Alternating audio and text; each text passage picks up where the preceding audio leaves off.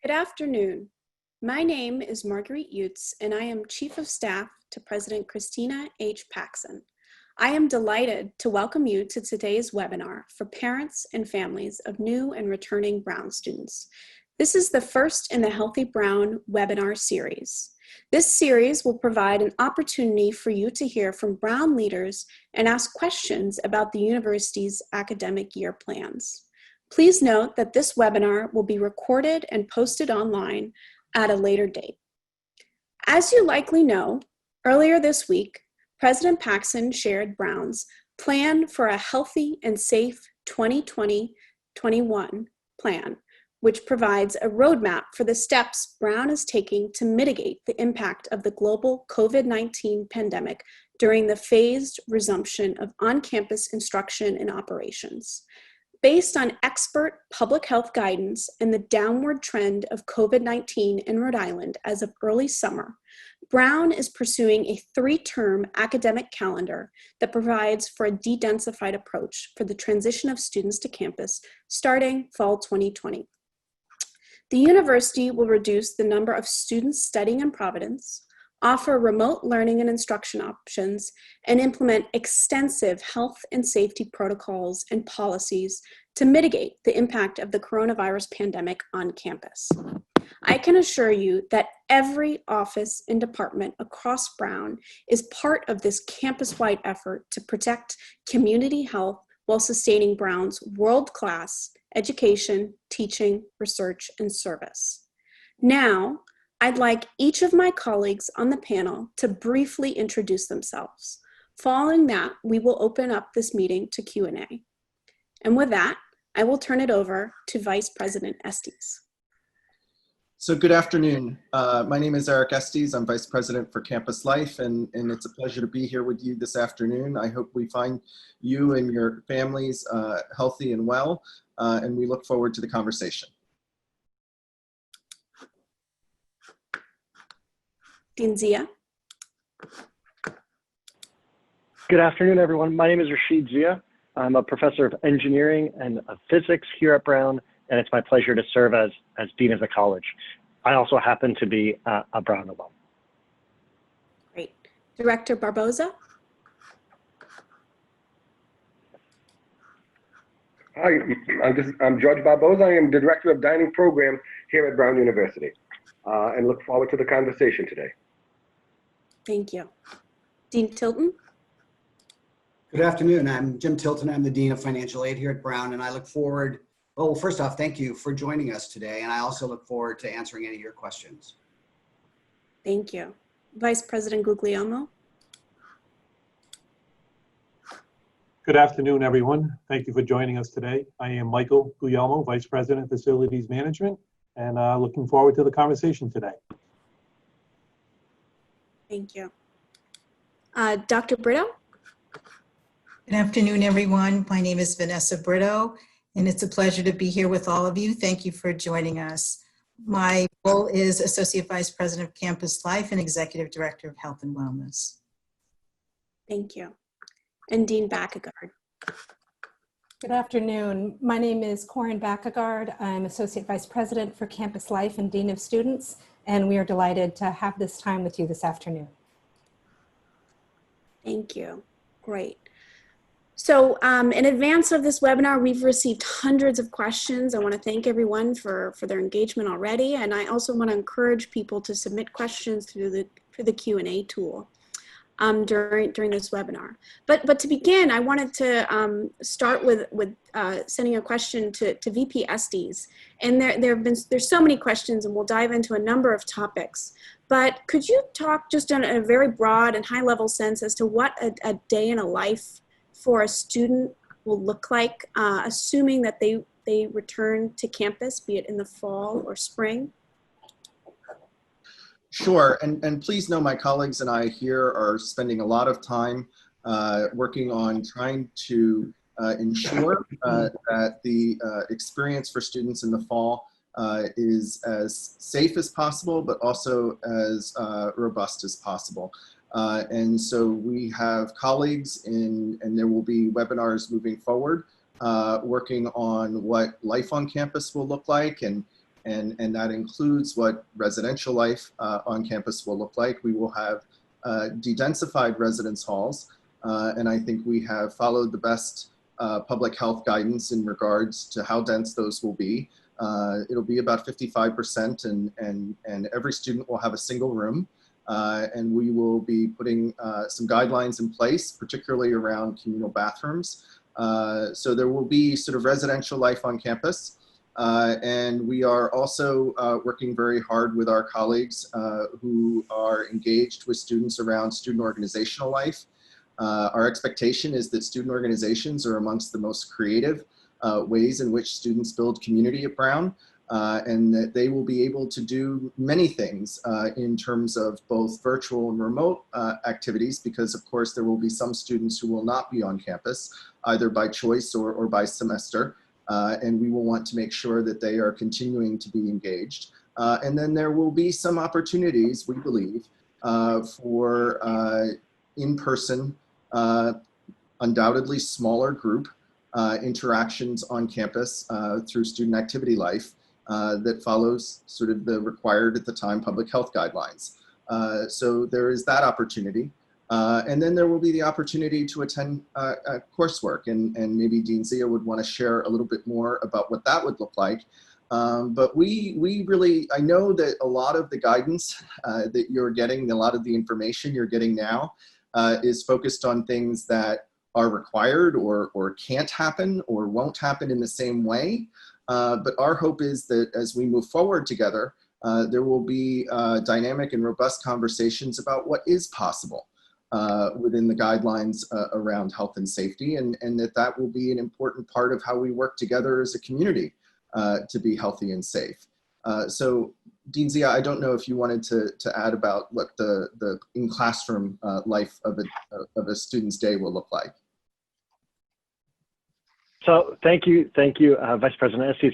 In terms of coursework, our students returning or those new transfer and resumed undergraduate education students just joining us in the fall will still continue to register and participate in courses as they always have.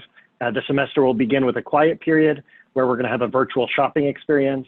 Students will be able to log in to see what courses are available to them and sit in on courses through initially through online sessions. But for about 40% of the classes so far planned for the fall, we do imagine that they're going to be offered in both online and in person as a hybrid form. So imagine that many students, those who are on campus, might be taking one or more of those hybrid-like courses, again, in de-densified classrooms where they're able to speak with their peers, and also with students who might be participating remotely from around the world. And we do believe that most students will be taking at least one of their courses in a fully online format. And we are confident that faculty are going to make use of technology to continue to deliver a personalized experience in that format. We heard from many students this past spring about how being able to come together to gather in sessions like this on Zoom actually helped to promote and support their learning, how the use of recorded lectures and other online resources could help to supplement the relationships that we're always forming with one another. So, thank you, Zia. So we'll certainly return to the topic of academics and the curriculum, but I wanted to start with housing. We've gotten a number of questions about all sorts of housing related issues, off-campus housing, the housing assignment process, and how all of that will work, what this concept of pods will look like. So Dean Backegard, I was wondering if you could start with just providing a very high level overview of what the process will be for students choosing to live on campus, as well as those who are hoping to live off campus. And then maybe we can talk a little bit about what the concept of pods will look like in reality. Sure. First of all, I want to note that many of our students are already starting to engage with the fall location of study form that we have asked them to complete and submit by July 15th. And that is the place they'll be letting us know if they intend to be studying remotely outside of the Providence area, whether they're intending to return to the Providence area, and if so, if they are going to be living in on-campus housing or if they're interested in off-campus housing. One thing I really want to note and underscore about off-campus housing is that we do have and continue to have a 6-semester residency requirement for students. So if students are sophomores or juniors in the fall, they would need to have permission from residential education before they pursue off-campus housing. We've already granted quite a few off-campus approvals, both before the transition to remote learning and with the announcement on Tuesday. At this point, students who are interested in going off-campus are joining a wait list, but we want to make sure that we're really helping to manage students' expectations about that. We won't be able to make any decisions until after all of the information has been submitted on the 15th, and then we can review that process. As Eric noted, all of our students are going to be living in single bedrooms, so students will not be sharing a sleeping space with another student. Students will only be in a private bedroom environment, and I think this will give them the most ability to control their private living space. Even when students will be sharing bathrooms with other students, we've taken significant steps to reduce the number of students who would be sharing a bathroom, and then we're setting occupancy limits for each bathroom at a given time so that any students who are in the bathroom simultaneously can be maintaining social distancing while they're in the bathroom at the same time. And we'll have enhanced cleaning protocols, and students will be given tools to be able to help maintain those environments for themselves as well, in addition to the cleaning provided by the university. For the pods, we really want to make sure we honor what will be an important need for students to be able to create social connections even in the midst of a need for social distancing. So many of us in our own lives and families have a sense of who the people are in our network, who we feel are practicing taking a similar approach to social distancing and to connecting with others. So we really want to be sure that we're supporting students on their return in being able to make good choices in creating what those social networks for themselves might be. And physical proximity will be an important part of that, but may not be the only factor for students. And we'll really be working with them, both the on-campus residential population and any of our off-campus students, to have the tools that they need to develop good practices for themselves. We're going to expect really rigorous individual and collective responsibility around adhering to the best public health guidance.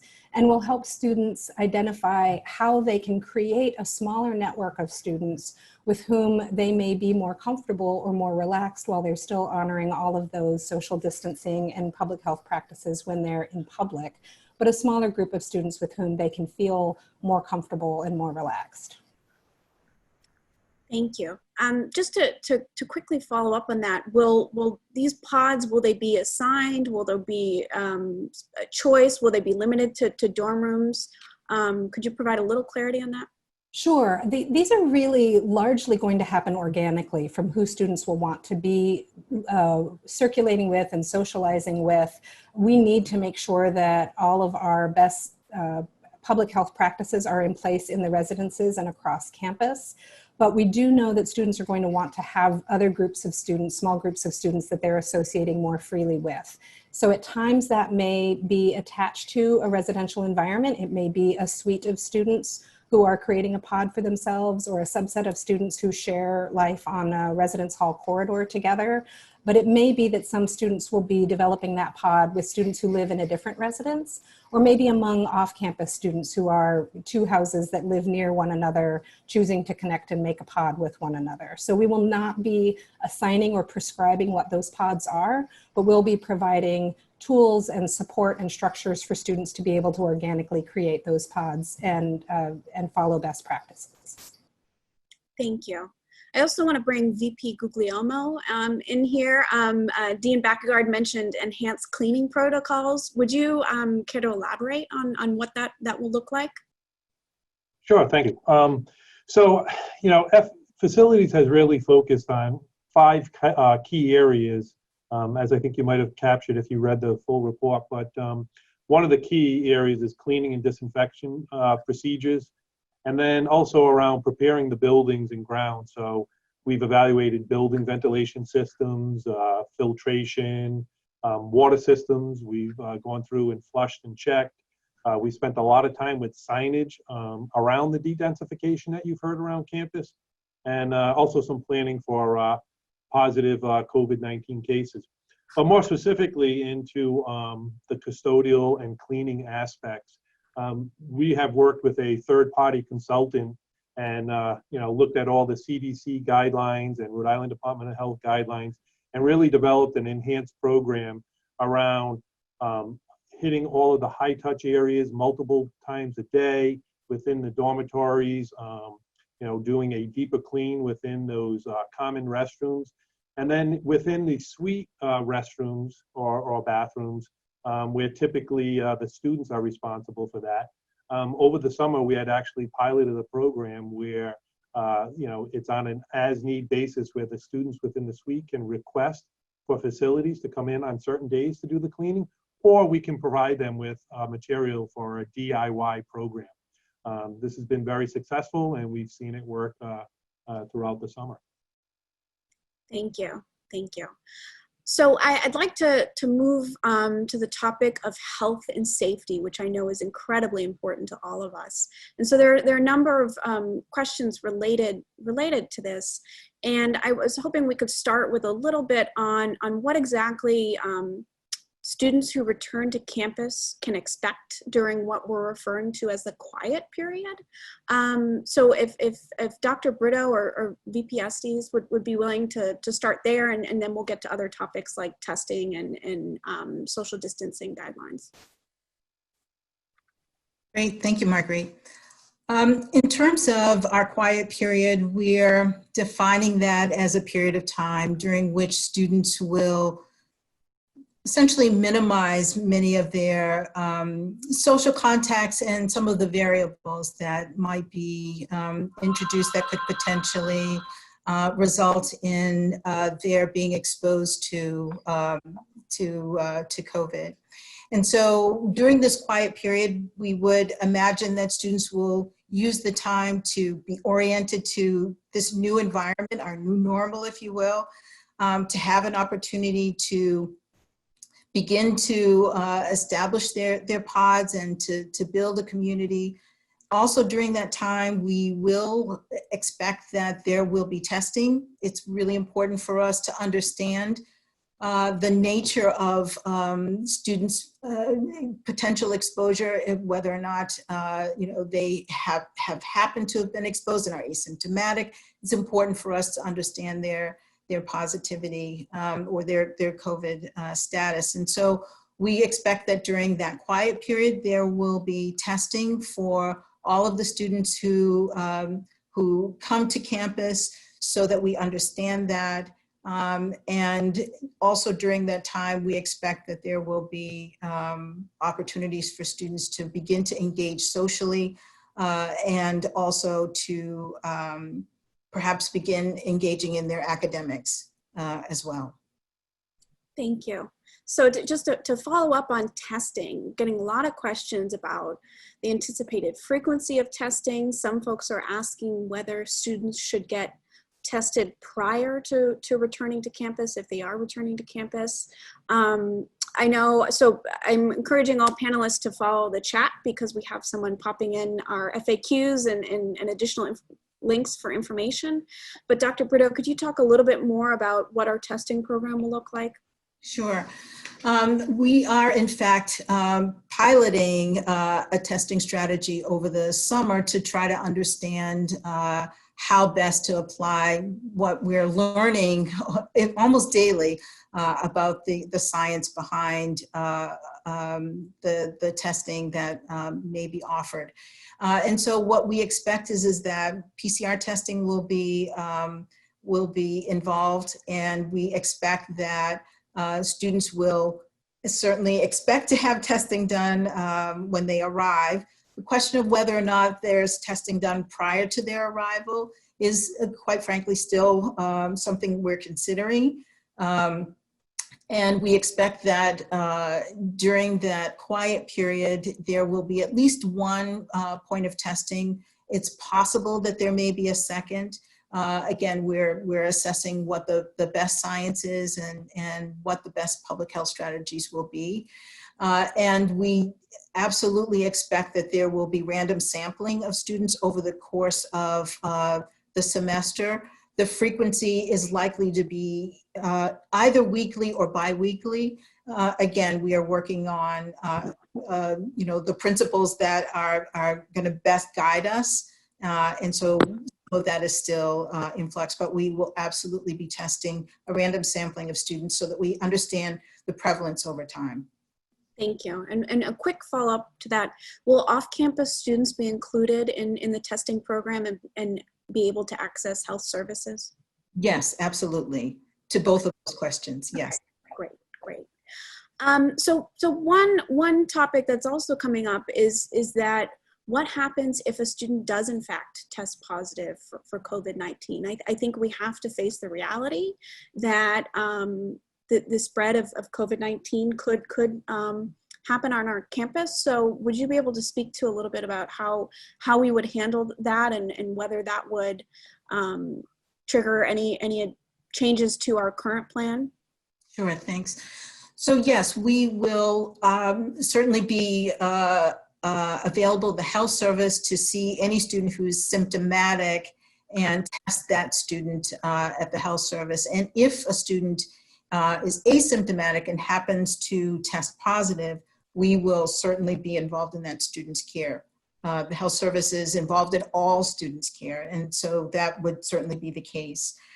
If a student was identified as positive, we are prepared to isolate them in special housing and provide services around them, daily communication and contact with the health service staff so that we can monitor their symptoms.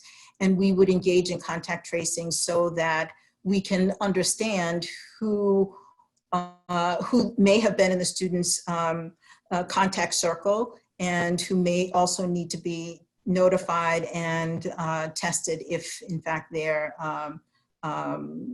symptomatic, and quarantined if they're not, so that they can be monitored. So yes, absolutely, we will be monitoring students and caring for them through the health service. Thank you. A related topic, VP Estes, I was hoping you could talk a little bit about one of the most important things that we'll be doing this year, which is a public health campaign to ensure that all members of the university community are following the appropriate public health protocols, are adjusting to new norms and expectations. And if you could also talk about how we would enforce those behaviors and activities, because I think that's also an important part of it. Sure. Thank you. And I think this is an incredibly important question or area of work that we've been engaged in. And as you can imagine, it's been a major focus of the work that my colleagues and I are doing at Brown, and also in talking to colleagues nationally. It's a major area of focus. I think I'd focus it both in terms of proactive work that needs to start to happen over the summer before students arrive, and then after they return, and then some reactive pieces that are important as well. And so the first piece is the piece that you referenced in framing the question, which is we will launch later this month a significant public health campaign, keeping in mind that really the expectations, the public health guidelines that the CDC, the Rhode Island Department of Health, medical experts in our own community have put together are going to be important for everyone. So they're important for students, but they're also important for faculty and staff. And so this is a community-wide education campaign that really calls on the entire community to care about ourselves, but to care about others. That this is about our own health and safety, but this is about the health and safety of everyone around us. So it will be everyone who is engaged, and it will be everyone who is called on to commit to following the appropriate public health guidelines, to knowing them, to understanding them, and to enacting them. And we're going to be very engaged with students themselves. Our health promotion office, for example, has 100 students every year who work as peer health educators. We know that students will respond best to each other. And that's really what we're hoping for, is to really have students work with students and encourage students to follow the public health guidelines, and when students struggle to do so, to help them to do so effectively. We know from other public health campaigns that you're going to have, probably roughly 80% of people do exactly what they're asked to do. And then you're going to have a percentage of people who are going to struggle. And that's not always out of malice or a lack of caring. Sometimes that's a need for more information, more support, more guidance. And so how do we lift up those members of the community who are following the guidelines, and how do we help that majority, and in many cases, significant majority of people, help those who may be struggling a little bit more to make good choices, to make healthy choices? How do we, do that in a more formal way with sort of health ambassadors that will help students, for the first few weeks as they go in and out of buildings, or if they use, certain kinds of spaces, to know what the guidelines are. And to thank those who are following the guidelines, and to remind those who might need a little bit of extra help. So I think we're really going to focus on a real significant proactive approach to this. But then I think the realization is that for those who struggle and there are challenges, that there's going to have to be a reactive sort of approach too. So there will be a lot of sort of messaging around sort of student conduct, and their approach has always been sort of one of education and helping students learn from the choices they've made, and that will in many cases still be the approach, although they need to understand the impact that they're having not just on themselves but also the community. That has never been more important. Students will be asked to make a sort of visible commitment, to following the guidelines, and then be held accountable to it. Conduct is one way we will do it. And then finally, I would say in those, what I would expect to be rare cases where you have a severe violation of the public health guidelines, or you have someone who repeatedly is incapable of following the public health guidelines, there will be the ability for myself and perhaps Dean Backegard to take significant action up to and including the removal of a student from campus and/or academic suspension. That's not something that we hope happens, but it is something that we know that if there are severe or repeat sort of situations, that we're able to address them.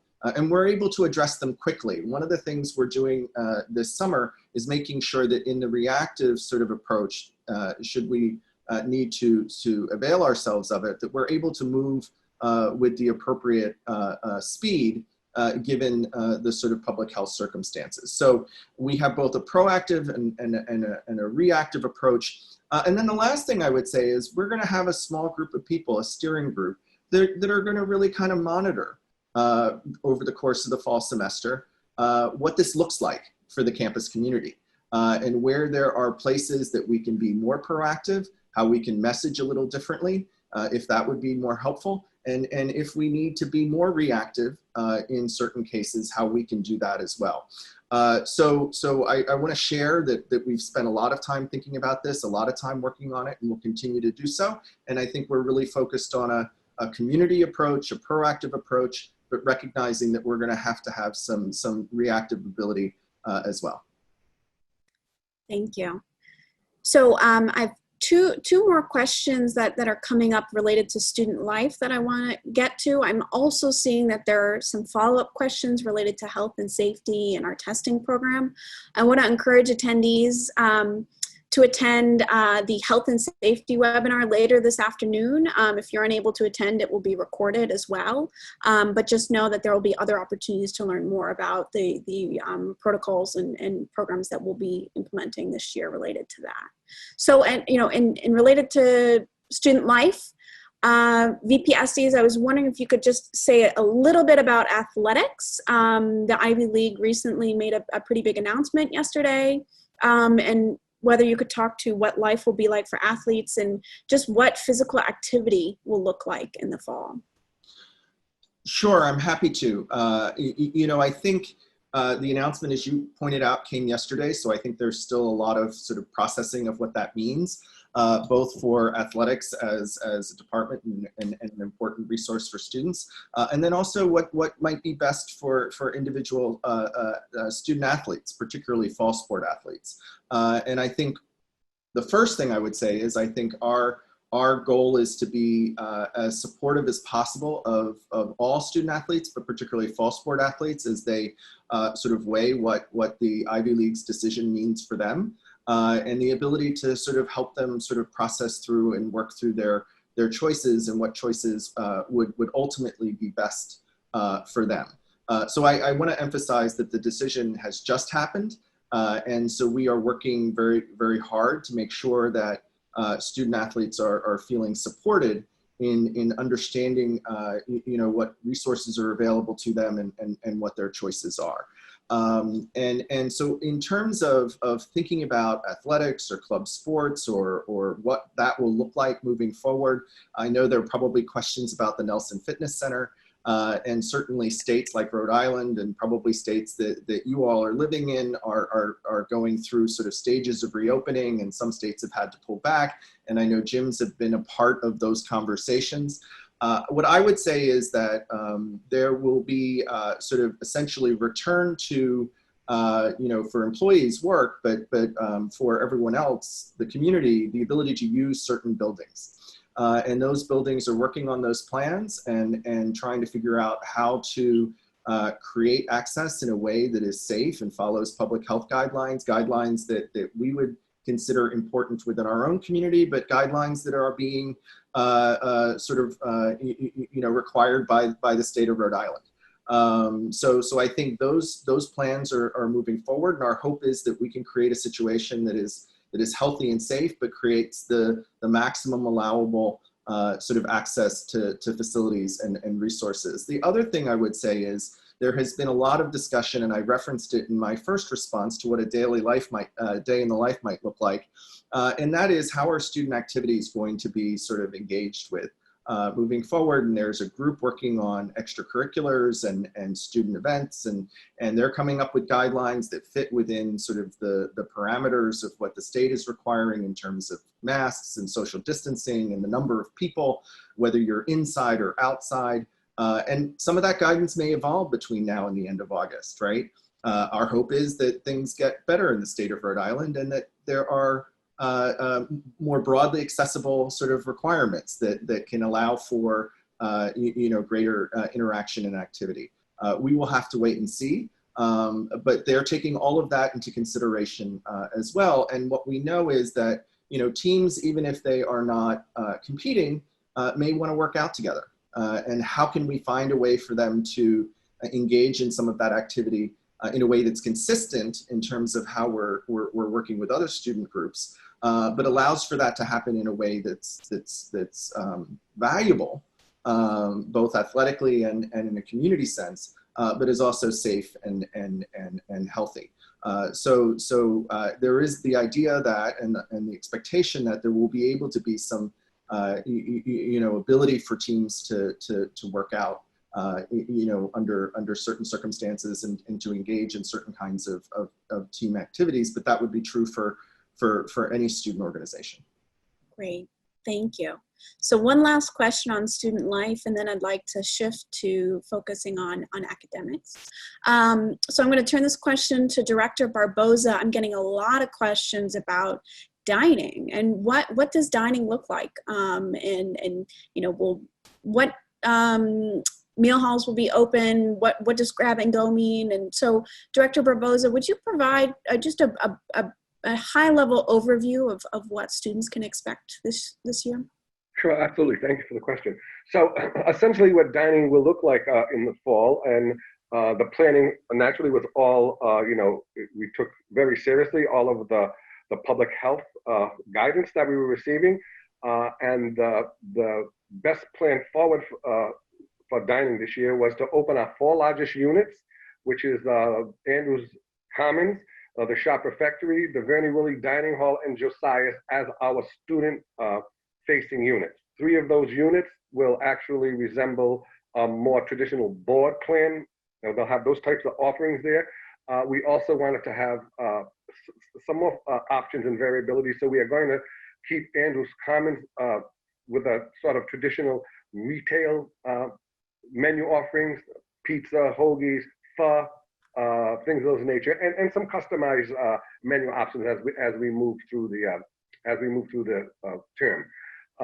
All of the units initially will be grab and go, and grab and go is essentially each meal period you will get a restaurant quality takeout meal. It will include meat, vegetarian, vegan, halal, and kosher offerings. It'll have a number of side options that will be in as part of the meal. A daily salad, daily vegetable, beverages, a dessert, always fresh fruit, probably a bread of the day. Again, the menus are fluid. We'll be adjusting menus as we move throughout the semester, but basically that's what dining will look like. We have a very strong, robust, and enhanced safety plan in place. So, we will have social distancing. We will have markings on the floor. My colleagues from facilities are working very closely with us with a signage program and queuing as we come into units. So overall, I think that is what dining will look like in a really quick summary. I don't know if that's a question, but. Thank you. Great. So now I'd like to turn to Dean Zia. We've gotten a number of questions about what the academic life of students would look like, whether they are on campus or off campus or remaining at home for the upcoming year. So, I'm wondering if you could start with just reminding everyone with what the fall will look like for the different class years with and talk about what learning will look like, and if you have an estimate as to how many classes you think will actually be meeting in person versus what will occur remotely. So if you could start with a high-level overview, and then we'll follow up with additional questions. Okay, thank you very much, Marguerite. As a reminder, the university is moving to a de-densified 3-semester calendar. So the fall is going to look like it's going to start around the same time as fall semester has always begun, on the Wednesday after Labor Day, and it's going to continue with courses both remotely, online, and in person through Thanksgiving break. And then following the Thanksgiving break, there'll be a remote reading period and a remote exam period, and will be ending in mid-December. For all students, regardless of where they are, they're going to have the option of participating in their classes online, if that's what they prefer to do for reasons of their own health and safety, or for reasons of teaching and learning preferences.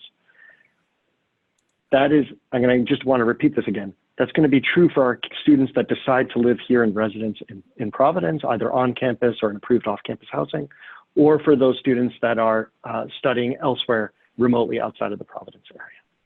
We are specifically inviting all continuing students, so that is everyone that is at semester level 2 and above, to make the choice of whether they want to be here in residence in the fall or to live and study remotely.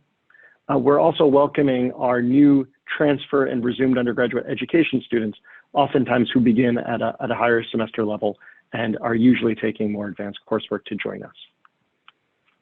During the fall, we are also inviting the incoming class of 2024 that, if they so choose, to participate in one Brown course free in a remote online fashion. And we're really trying to do our best to make sure this is an option.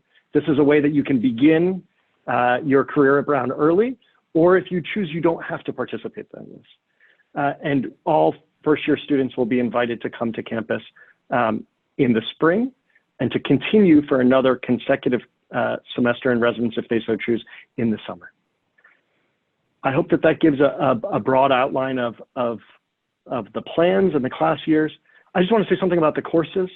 So we've put up a provisional list of all courses. We updated that this morning, so it included all of the most recent titles and course descriptions.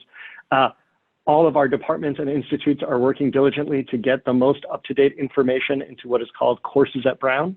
so that students can go in there and do the normal search that they're used to when they're perusing syllabi and looking at pre-registration. For the time being, please know that we have the departments have been engaged in planning for all of the prior scenarios, and in the case of the 3-semester model that we're moving with, we have about 900 unique course codes being offered for the fall semester. Right now, about 400 of those courses are intended to be offered in the hybrid format. So we are quite confident that students who are interested in pursuing hybrid education in residence will have opportunities to do that. And again, all of these 900 courses, all of the courses that will be offered next semester will have a remote participation option for students, whether they're here in Providence or anywhere around the world. Thank you, Dean Zia. So I wanted to focus on one specific population just for a moment. I was wondering if you could comment on the support that Brown will be offering to our international students. I think many people know that the U.S. Department of Homeland Security recently issued new guidance for the Student in Exchange Visitor Program. And Brown released a statement just yesterday reaffirming our support for our international students. And I also want to recognize that that there may remain travel challenges and restrictions by the time of the fall. So would you be able to comment briefly on some of the support the university is offering at this time? So I want to first start with what I hope to be some words of reassurance. I know that the recent regulations surrounding student visas have hit international students, both at Brown and around the country, very hard. They came as a severe surprise to many. And Brown is doing everything we can to help advocate around these policies. The one thing I want to say to our students is that if you look at this guidance, there's clear instructions around what it means to be an institution offering hybrid learning. Brown is an institution that is planning to offer hybrid, both online and in-person opportunities. As I just mentioned, 40% of the courses planned for the fall are planned for hybrid instruction. In addition, we're going to be able to, through the pre-registration process that will begin on August 5th, help to prioritize enrollment in at least one hybrid course for all students that are planning on being in residence. So it is my sincere expectation that every international student will have many good options for in-person courses, which is related to the most recent guidance. So I believe that students at Brown undergraduate students in particular at Brown, who have reached out to me and have spoken to me, you're all going to be in pretty good shape. That isn't to say that Brown is going to continue to provide every sense of support that we can for international students, whether or not they choose to come back to Providence. And all of our instructors have been working diligently this summer to think about how to make their courses accessible if you choose to study at your home around the world, or whether you choose to come to Providence. I don't know, I think maybe, I don't know if any of my colleagues wants to add in. We have a very strong community of international students at Brown. The Global Brown, our Center for International Students, will be in constant contact with you. I know that an FAQ is being prepared at this moment. I believe it will be up by tomorrow. I am thankful that Brown is in a very good position to offer continued support to all of our international students, and we will try to work as hard as we can to help ensure that that's the case for all students. Yes. Thank you, Dean Zia. And I also want to mention, in addition to preparing an FAQ, our Global Brown office will be hosting webinars next week for parents and families as well as students. So I encourage everyone interested in those to stay tuned for registration for those. So we're getting some questions on, there's obviously, course registration and your coursework and attending classes, whether in person if possible or remotely. But there are some questions about the use of university libraries, communal study spaces, office hours. And Dean Zia, could you talk a little bit more? I mean, there's the learning in the classroom, but then there's the learning everywhere else. And if you could talk a little bit about what that will look like. I think first, let me say that I know from talking to faculty, to graduate students, to undergraduate students about last semester that we learned a great deal about what's important for helping to build connections with one another, how to approach the material we study. In some cases, as you asked about office hours, I actually think that our office hours now will probably continue to use remote forms of engagement, because we've heard from many students that being able to access and speak with a faculty member instantaneously for us all to be in the same room together was actually a great advantage. And also being able to record some of these discussions so that students can see them later, to being able to capture all of our lectures and many of our discussions and being able to revisit them at a time of their choosing. There are going to be some things that we're going to do next fall that we are probably going to continue to do for years into the future, because they help us to exchange knowledge and to form and build relationships with one another. There are going to be some things that I think are going to be more temporary. So I do expect that the ways in which we use the library spaces and use communal study spaces will be quite different next year, simply because they have to be for reasons of public health. But we are fortunate that we have many spaces. We are fortunate that the campus itself will be de-densified. I am confident that people will have space and time to study if they choose to come to campus to do that. Thank you. On a related note, could you talk a little bit about subjects that in some cases require in-person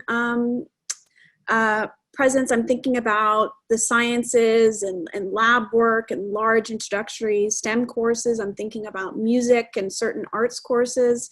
So maybe if you could share a little bit of lessons learned from the spring, but whether there's anything now that we've had the summer to plan, whether there are any thoughts about how to handle that in the upcoming academic year.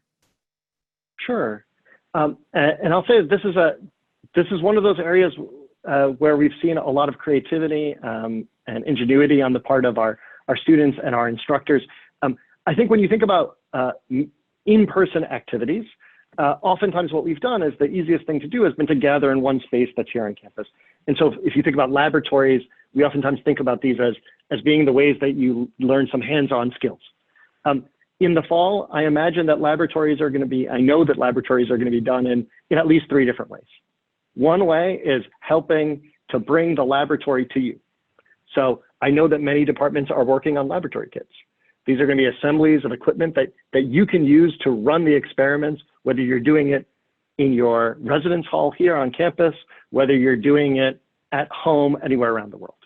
And there is something in that design of those kits that forces us to get down to what the essential lessons that we're trying to learn. How do we study the empirical? How do we study the empirical world? How do we generate and test hypotheses? So I think it's actually going to be a great advantage for some of our introductory STEM courses. In other cases, we are working really diligently because the laboratories take some pretty high-tech equipment. We are probably not shipping liquid nitrogen to all of our students. So in that case, we're thinking about how do you do that safely here? And so there are protocols being developed for how people can perform that experiment here in the room, and also how we can record those experiments so that that experience can be shared by others. And then finally, I just want to say something about virtual labs, because there's a great amount of work happening here at Brown and around the country, trying to help make accessible the lessons learned from laboratories, from participation, from performance, from all of the activities that we do with one another in online formats. And I will say that I think this is going to be especially interesting for fields and disciplines where we perform a lot of field work, where the experience is about going out there and seeing something new.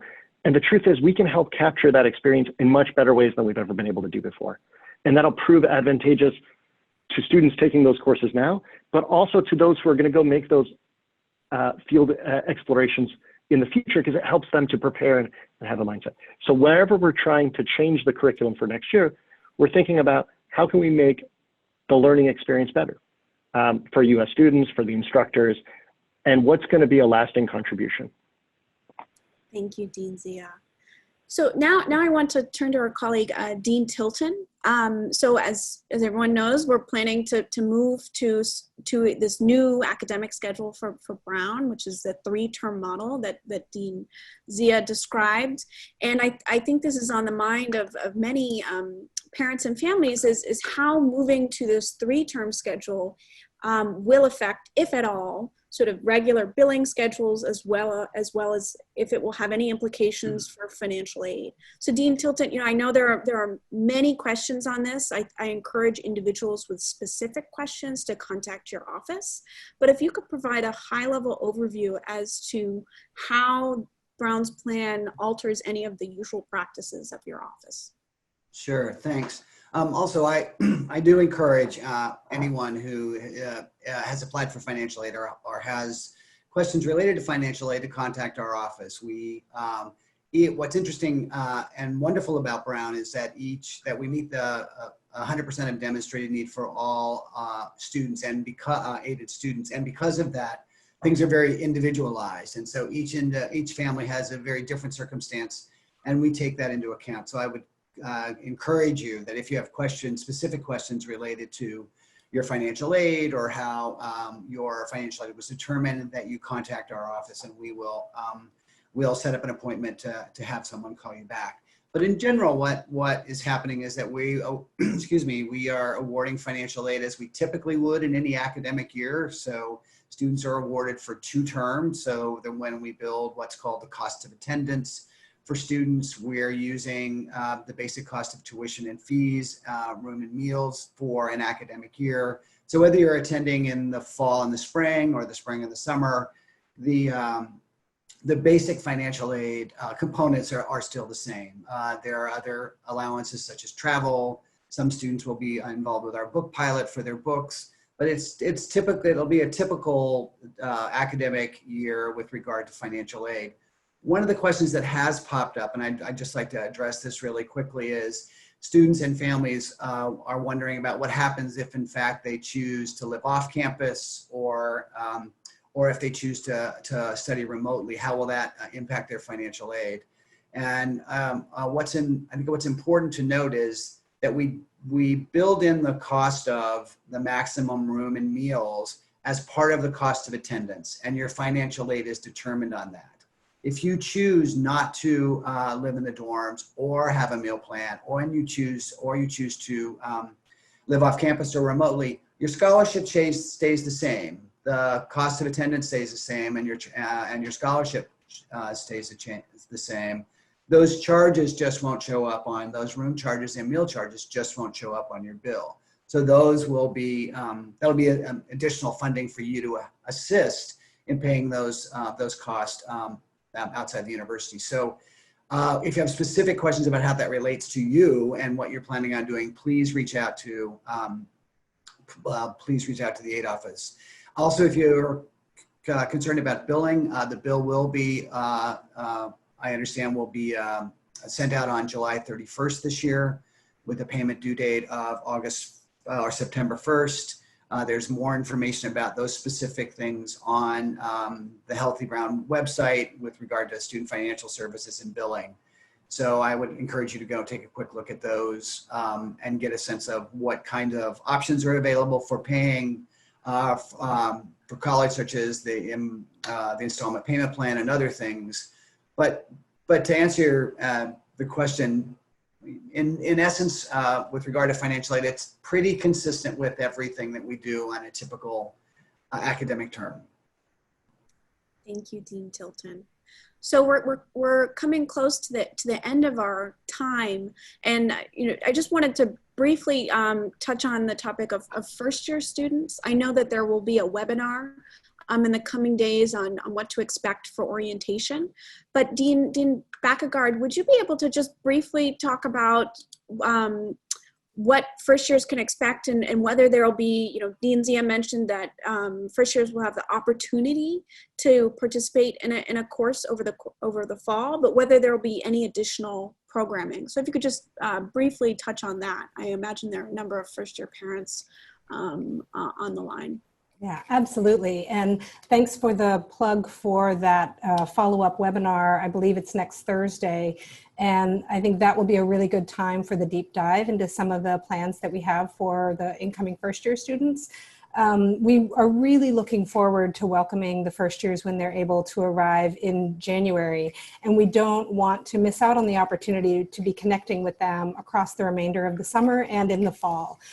So we'll actually have quite a few modes of engagement for students. We'll be preparing at the end of August to transition from the existing admitted student platform that they're in right now into a different platform for engagement over the remainder of the fall. They'll have a chance to be meeting with their Meiklejohn peer advisors. They'll have an opportunity to be engaging with the residential peer leaders who will be here on campus. We'll have orientation leaders and the Orientation Welcome Committee. They'll be invited to participate remotely in student activities and attend lectures and other events that are happening on campus. So we'll make sure that they have an opportunity to be meeting and connecting with each other, as well as faculty and staff who are on campus now. One of the things that we're developing some particular programs and modules around civic engagement, preparing for the election, thinking about their arrival to Providence in January, and really paying careful attention now to what their residential experience is going to be when they're able to arrive in January. Thank you. Thank you. And, you know, just now I'm seeing some questions about leave taking and gap years. I want to put in another plug. There will be a webinar on Monday, this upcoming Monday, focused on leave taking. So I encourage folks to check that out if you're so inclined. So we have 2 minutes until 1 p.m. I wanted to give VP Estes and Dean Zia an opportunity to say any concluding remarks before we officially wrap up. VP Estes? Sure, I'll just share two very quick thoughts at the end. And again, I just want to thank everybody for joining us today. Time is a precious thing, and so we appreciate yours and being able to be in discussion. First, I just wanted to share a real appreciation that I have felt over the last few months as we have prepared for this announcement and working with all of you. It's strange, but I feel actually a sense of gratitude that really the decisions that are being made, even if they are difficult ones, really have been grounded in the best public health guidance and expertise, both within the university and within the state and beyond, and just how important I feel that is. And then the second thing I would share is that doesn't mean that we know that this isn't challenging, because this is going to be different, and it's not the way in which we imagined it and would want it necessarily. But we have, I think, tried at every opportunity to create choices for students and families that are best for them.